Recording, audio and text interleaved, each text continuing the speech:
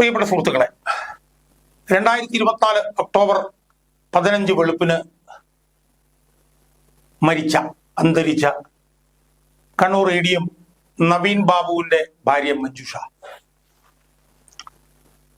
അവര് കേരള ഹൈക്കോടതിയിലെ ഡിവിഷൻ ബെഞ്ചിൽ അവരുടെ ഭർത്താവിന്റെ മരണം CBI അന്വേഷിക്കണം എന്നുള്ള കേസിൽ അപ്പീൽ സമർപ്പിച്ചിരിക്കുകയാണ്. നമുക്കറിയാം, ഇക്കഴിഞ്ഞ ജനുവരി 6 കേരള ഹൈക്കോടതിയിലെ സിംഗിൾ ബെഞ്ച് കൗസർ എടപ്പകത്തിന്റെ ബെഞ്ച് ഈ വിഷയത്തിൽ CBI അന്വേഷണം ആവശ്യമില്ല എന്ന് പറഞ്ഞുകൊണ്ട് ഒരു വിധി പ്രഖ്യാപിച്ചു. ജനുവരി 6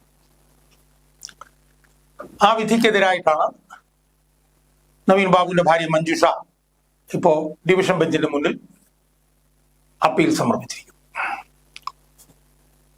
PB സുരേഷ് കുമാറും ജോബിൻ സെബാസ്റ്റ്യനും അടങ്ങുന്ന ഒരു ഡിവിഷൻ ബെഞ്ചാണ് ആ അപ്പീൽ വാദം കേൾക്കുക.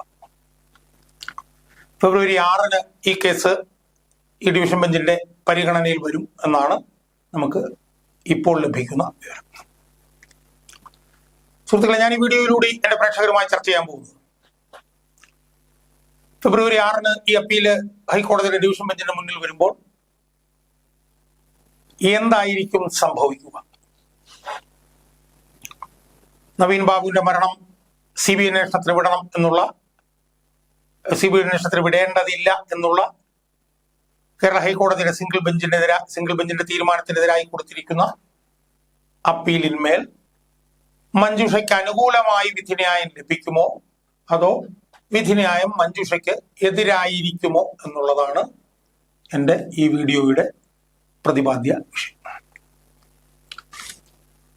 നമ്മൾ പുറകോട്ട് നോക്കിയാൽ നമുക്ക് എന്താ കാണാൻ കഴിയുന്നത്? ഒക്ടോബർ 15 വെളുപ്പിന് അദ്ദേഹം ആത്മഹത്യ ചെയ്തു. അദ്ദേഹം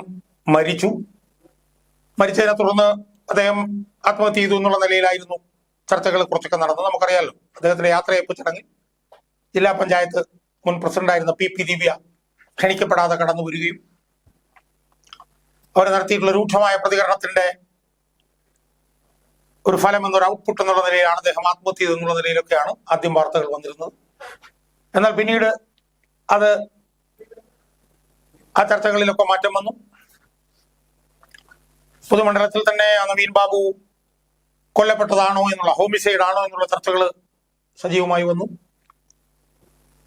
CPM ആദ്യം തന്നെ അതിനെ ന്യായീകരിച്ചു, ദിവ്യയെ ന്യായീകരിച്ചു. പിന്നീട് CPM അതിനെതിരായി അഭിപ്രായം പറഞ്ഞു. അവസാനം വരെ മഞ്ജുഷയുടെ കുടുംബത്തോടൊപ്പം നിൽക്കും എന്ന് പാർട്ടി സെക്രട്ടറി തന്നെ പറഞ്ഞു. പയ്യെ പല കാര്യങ്ങൾ പുറത്തേക്ക് വന്നു. ആ പുറത്തേക്ക് വന്ന വിവരങ്ങളൊക്കെ തന്നെ സൂചിപ്പിച്ചത് ഇതൊരു ആത്മഹത്യയല്ല, ഇതൊരു ഹോമിസൈഡാണ്, ഇതൊരു കൊലപാതകമാണ് എന്നുള്ളത്. ഇതിന് ഒരുപാട് തെളിവുകൾ പറഞ്ഞു. ഇൻക്വസ്റ്റുമായി ബന്ധപ്പെട്ടിട്ടുള്ള പ്രശ്നങ്ങൾ, പോസ്റ്റ്മോർട്ടവുമായി ബന്ധപ്പെട്ടിട്ടുള്ള പ്രശ്നങ്ങൾ,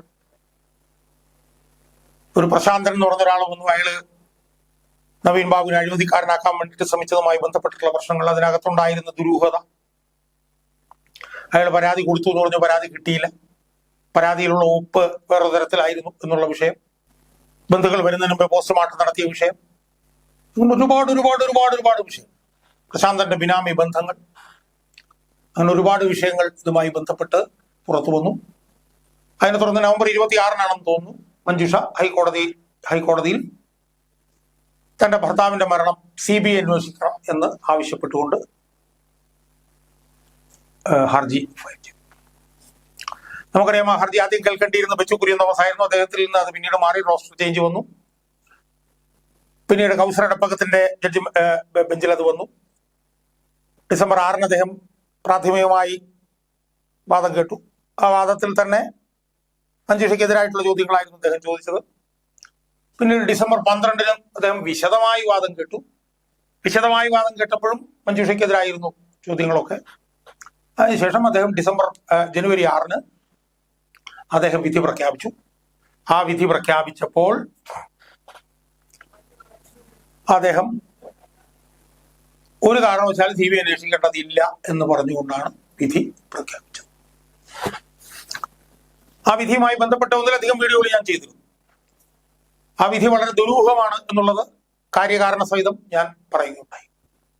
ഈ കേസ് ആദ്യം കൗസരടപ്പകത്തിന്റെ ബെഞ്ചിൽ വന്ന് പ്രാഥമിക വാദം കേട്ടപ്പോൾ മുതൽ തന്നെ തികച്ചും ഏകപക്ഷീയമായി CBI അന്വേഷണം എന്ന ആവശ്യത്തിനെതിരായിട്ടുള്ള പരാമർശങ്ങളാണ് ജഡ്ജിയുടെ വായിൽ നിന്ന് നിരന്തരം വന്നുകൊണ്ടിരുന്നത്.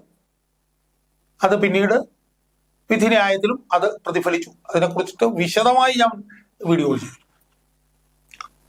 ഞാൻ അവസാനം ചെയ്ത വീഡിയോയിൽ ഇത് വളരെ ദുരൂഹമാണ്, ഇതിനെക്കുറിച്ചിട്ട് പരിശോധിക്കണം എന്നാണ് നമ്മൾ. അത് പറയാനുള്ള പ്രധാനപ്പെട്ട കാരണം എന്തായിരുന്നു സുഹൃത്തുക്കൾ? പ്രധാനപ്പെട്ട കാരണം എന്ന് പറയുന്നത്, അദ്ദേഹം ഈ വിധിന്യായത്തിന്റെ തുടക്കത്തിൽ തന്നെ CBI അന്വേഷണം വളരെ സ്പെയറിംഗ് ആയിട്ടും വളരെ റെയറസ്റ്റ് ഓഫ് ദ റെയർ ആയിട്ടും ഒക്കെ കൊടുക്കാൻ പറ്റുള്ളൂ എന്ന് പറഞ്ഞുകൊണ്ടുള്ള വാദഗതികൾ ഈ വിധിന്യായത്തിന്റെ തുടക്കത്തിൽ തന്നെ അദ്ദേഹം പറഞ്ഞ് വെച്ചു. അതിനകത്തൊക്കെ തന്നെ വൈരുദ്ധ്യങ്ങൾ ഉണ്ടായിരുന്നു. ഞാൻ ആ വൈരുദ്ധ്യങ്ങളിലേക്ക് പോകും. എന്നിട്ട് അദ്ദേഹം എന്ത് ചെയ്തു? രണ്ടാം ഭാഗത്ത് വിഷയത്തിലേക്ക് വന്നപ്പോൾ അദ്ദേഹം ഈ മഞ്ജുഷ CBI അന്വേഷണം ആവശ്യപ്പെട്ടുകൊണ്ട് പറഞ്ഞ ഏതാണ്ട് 8ഓളം കാര്യങ്ങൾ എടുത്തങ്ങ് നിരത്തി. CBI അതായത് മഞ്ജുഷയുടെ ഹർജിയിൽ നിന്ന് 8ഓളം കാര്യങ്ങൾ എടുത്തങ്ങ് നിരത്തി. അതിനുശേഷം CBI അന്വേഷണം വേണ്ട എന്ന് പറഞ്ഞുകൊണ്ട് സർക്കാർ കൊടുത്ത എതിർ സത്യവാങ്മൂലമുണ്ട്. അതിലെന്തുകൊണ്ട് CBI അന്വേഷണം വേണ്ട എന്ന് പറഞ്ഞാൽ ഒരു 10-12ഓളം കാര്യങ്ങൾ പറഞ്ഞിട്ടുണ്ട്. അതെടുത്തങ്ങ് നിരത്തി. ആദ്യം മഞ്ജുഷയുടെ ആവശ്യം നിരത്തി, അതിനുശേഷം എതിർ സത്യവാങ്മൂലം സർക്കാർ പറഞ്ഞ കാര്യം നിരത്തിയിട്ട് അദ്ദേഹം ഒരു വിധത്തിലുള്ള വിശകലനങ്ങളും ചെയ്യാതെ, ഒരു വിധത്തിലും ഇതിന്റെ ആഴത്തിലേക്കൊന്നും പോകാതെ അദ്ദേഹം പോലീസ് അതിഗംഭീരമായിട്ടാണ് അന്വേഷിക്കുന്നത്, വളരെ മാതൃകാപരമായിട്ടാണ് പോലീസ് അന്വേഷിക്കുന്നത് എന്ന് പറഞ്ഞുകൊണ്ട് അദ്ദേഹത്തിന്റെ ഫൈനൽ കൺക്ലൂഷൻസിലേക്ക് വന്നിട്ട് CBI അന്വേഷണം വേണ്ട എന്ന് അദ്ദേഹം പറയും. അപ്പൊ ഇതിനെക്കുറിച്ച് ഞാനന്ന് ചെയ്ത വീഡിയോയിൽ പറഞ്ഞു, ഇതിനകത്ത് എവിടെയാണ് വിശകലനം? മഞ്ജുഷ CBI അന്വേഷണം വേണം എന്ന് പറയുന്ന കാര്യങ്ങൾ പറയുന്നു, അത് വിശകലനം ചെയ്യണ്ടേ? അതിൽ ശരി തെറ്റുകൾ കണ്ടുപിടിക്കണ്ടേ? അതിനെ സംസ്ഥാന സർക്കാരിന്റെ വാദഗതികളുമായി ജക്സ്റ്റപ്പോസ് ചെയ്യണ്ടേ? അത് കൂടുതൽ വിശദമായി വിശകലനം ചെയ്യണ്ടേ? ആഴത്തിൽ അത് പരിശോധിക്കണ്ടേ? ഇതൊന്നും ചെയ്യാതെ ആദ്യം മഞ്ജുഷ പറഞ്ഞ കാര്യം എടുത്തു വയ്ക്കുക, അത് കഴിഞ്ഞ് സർക്കാർ പറഞ്ഞ കാര്യം എടുത്തു വയ്ക്കുക, അത് കഴിഞ്ഞിട്ട് സ്വയമേ ഒരു തീരുമാനത്തിലെത്തുക. എന്ത് വിധിന്യായമാണ് ഇത് എന്നാണ് ഞാൻ ചോദിച്ചത്. എന്ത് വിശകലനമാണുള്ളത് എന്നാണ്. എന്നിട്ട് ഞാനതിനെ ഈ കൗസരടപ്പകത്തിന്റെ സഹപ്രവർത്തകരായിട്ടുള്ള ബെച്ചു കുര്യൻ തോമസിന്റെ ഒരു വിധിന്യായമായി ഞാനന്ന് താരതമ്യം ചെയ്തു. ബാലഭാസ്കറിന്റെ മരണവുമായി ബന്ധപ്പെട്ട വിഷയത്തിൽ ആദ്യം നടന്ന CBI അന്വേഷണത്തെ എത്ര ആഴത്തിലാണ് ബെച്ചു കുര്യൻ തോമസ് വിശകലനം ചെയ്തത് എന്ന് ഞാൻ അന്ന് ആ വീഡിയോയിൽ പറഞ്ഞിരുന്നു. ആദ്യത്തെ CBI അന്വേഷണം കൊണ്ട് എടുത്തു ബെച്ചു കുര്യൻ തോമസ്. അതിൽ നിന്ന് 20 വീഴ്ചകൾ കണ്ടുപിടിച്ചു, ലിസ്റ്റ് ഔട്ട് ചെയ്തു. 20 വീഴ്ചകൾ ലിസ്റ്റ് ഔട്ട് ചെയ്തിട്ട് അവിടെ തീർന്നില്ല. ആ 20 വീഴ്ചകളും വിശദമായി വിശകലനം ചെയ്തിട്ട് പറഞ്ഞു, ഇത് അബദ്ധമാണ്, രണ്ടാമത് CBI അന്വേഷണം. അത് ഇങ്ങനെയല്ലേ വിധിന്യായങ്ങൾ എഴുതേണ്ട സുഹൃത്തുക്കൾ? ഇത്തരത്തിലുള്ള ആഴത്തിലുള്ള വിശകലനങ്ങൾ വിധിന്യായത്തിൽ ഉണ്ടാവണ്ടേ? ഇത്തരത്തിലുള്ള ഡീപ്പായിട്ടുള്ള പരിശോധന വിധിന്യായത്തിൽ ഉണ്ടാവണ്ടേ? അതൊന്നും ഈ കൗസരടപ്പകത്തിന്റെ വിധിന്യായത്തിൽ ഇല്ലായിരുന്നു എന്നുള്ള കാര്യം കാര്യകാരണ സഹിതം ഞാനൊരു വീഡിയോയിലൂടെ പറയുകയുണ്ടായി. ഇനി എനിക്ക് പറയാനുള്ളത്, ഇപ്പൊ ഈ വിധിന്യായം ഇപ്പം അതിനെതിരായിട്ടുള്ള അപ്പീല് പോവുകയാണല്ലോ ഡിവിഷൻ ബെഞ്ചിന്റെ മുന്നിലേക്ക്. സുഹൃത്തുക്കളെ, ഇത് സംബന്ധിച്ച് കൂടുതൽ വിശദാംശങ്ങളിലേക്ക് പോകാൻ എനിക്ക് വയ്യ. കാരണം ഞാൻ ഇവിടെ സൂചിപ്പിക്കുന്നില്ല. പക്ഷെ ഞാനൊരു കാര്യം പറഞ്ഞേക്കാം. ഞാൻ മഞ്ജുഷയോടുള്ള ഒരു ക്ഷമാപണവും കൂടി നടത്തിക്കൊണ്ട് ഞാൻ പറയുകയാണ്, ഈ ഡിവിഷൻ ബെഞ്ചിൽ നിന്ന് മഞ്ജുഷയ്ക്ക് നീതി ലഭിക്കും എന്ന് ഞാൻ വിശ്വസിക്കുന്നില്ല. അതിനോട് മഞ്ജുഷ ക്ഷമിക്കണം എന്നാണ് എനിക്ക് സൂചിപ്പിക്കുന്നത്. 2016 PB സുരേഷ് കുമാർ ഹൈക്കോടതി ജഡ്ജാവുന്നത്. PB സുരേഷ് കുമാർ 2016 ഹൈക്കോടതി ജഡ്ജാവുന്നു. ജോബിൻ സെബാസ്റ്റ്യൻ എന്ന് പറഞ്ഞ അദ്ദേഹത്തിന്റെ കൂടിയിരിക്കുന്ന ജഡ്ജി 2024 ഹൈക്കോടതിയിൽ ജഡ്ജായി നിയമിതനാണ്. അപ്പൊ ഒരാൾ 2016, ഒരാൾ 2024. കൂടുതൽ വിശദാംശങ്ങളിലേക്ക് ഞാൻ പോകുന്നില്ല. ഞാൻ ഈ PB സുരേഷ് കുമാറിന്റെ ഇതിനു മുമ്പുള്ള വിധിന്യായങ്ങളൊക്കെ എടുത്ത് പരിശോധിച്ചിരുന്നെന്ന് ഞാൻ പറയുന്നു. മഞ്ജുഷയ്ക്ക് ഈ ഡിവിഷൻ ബെഞ്ചിൽ നിന്ന് നീതി ലഭിക്കും എന്ന് ഞാൻ വിശ്വസിക്കുന്നതേയില്ല. പ്രഗത്ഭനാണ് അഭിഭാഷകൻ എന്നുള്ളത് ഞാൻ മനസ്സിലാക്കി. ഈ S. ശ്രീകുമാർ എന്ന് പറയുന്ന കേരള ഹൈക്കോടതിയിലെ പ്രഗത്ഭരായിട്ടുള്ള അഭിഭാഷകരിൽ 3-4 പേരെടുത്താൽ അതിൽ ഒരാളാണ് എസ് ശ്രീകുമാർ എന്നുള്ളത് നല്ലതാണ്. കേരള ഹൈക്കോടതിയിൽ നിന്ന് കിട്ടാവുന്ന നല്ല അഭിഭാഷകരിൽ ഒരാളാണ് ശ്രീകുമാർ എന്നുള്ള കാര്യത്തിൽ എനിക്ക് സംശയമില്ല. എന്നെ സംബന്ധിച്ചിടത്തോളം ഞാൻ മനസ്സിൽ കണ്ടിരുന്നത്, ഞാൻ വിശ്വസിച്ചിരുന്നത് സുപ്രീം കോടതിയിൽ നിന്നുള്ള പ്രഗത്ഭനായ ഒരു അഭിഭാഷകനെ ഇവിടെ ഈ കേസ് വാദിക്കാൻ മഞ്ജുഷ കൊണ്ടുവരും എന്നാണ്. എന്തായാലും അത് സംഭവിച്ചില്ല. അതൊക്കെ മഞ്ജുഷയുടെ കാര്യം, അതിനകത്തൊന്നും എനിക്ക് ഒന്നും പറയാനില്ല. അതൊക്കെ അവരുടെ തീരുമാനം, അതിനകത്തൊന്നും നമുക്കൊന്നും പറയാനില്ല. എന്തായാലും ശ്രീകുമാർ നല്ല അഭിഭാഷകൻ. പക്ഷെ ഒരു കാര്യം ഞാൻ പറയാം, ഈ പി ബി സുരേഷ് കുമാറും ജോബിൻ സെബാസ്റ്റ്യനും അടങ്ങുന്ന ബെഞ്ചിൽ നിന്ന് CBI അന്വേഷണത്തിന് അനുകൂലമായിട്ടുള്ള വിധി മഞ്ജുഷയ്ക്ക് ലഭിക്കും എന്ന് ഞാൻ വിശ്വസിക്കുന്നില്ല. അതിന്റെ വിശദാംശങ്ങളിലേക്ക് ഞാനിപ്പോൾ പോകുന്നില്ല. അതുകൊണ്ട് ഈ വീഡിയോ അവസാനിപ്പിക്കുന്ന ഘട്ടത്തിൽ എനിക്ക് മഞ്ജുഷയോട് പറയാനുള്ളത്, മഞ്ജുഷ സുപ്രീം കോടതിയിൽ പോകാനുള്ള തയ്യാറെടുപ്പുകൾ നടത്തുക എന്നുള്ളതാണ്. എനിക്ക് പ്രതീക്ഷയുള്ളത് സുപ്രീം കോടതിയിലാണ്. ഒരുപാട് കാര്യങ്ങൾ മഞ്ജുഷയ്ക്ക് പറയാനുണ്ട്, പുതിയ ഒരുപാട് വിഷയങ്ങൾ പുറത്തു വന്നിട്ടുണ്ട്. ഞാൻ എന്റെ വിശദാംശങ്ങളിലേക്ക് പോകാം. ഞാൻ വീഡിയോ ചെയ്തിട്ടുണ്ട്. PP ദേവിയുടെ ബിനാമി ബന്ധങ്ങളൊക്കെ സംബന്ധിച്ചൊക്കെ ഞാൻ വീഡിയോ ചെയ്തിട്ടുണ്ട്. അതൊക്കെ മഞ്ജുഷയുടെ അഭിഭാഷകൻ ഡിവിഷൻ ബെഞ്ചിന്റെ മുന്നിൽ അവതരിപ്പിക്കാനാണ് സാധ്യത.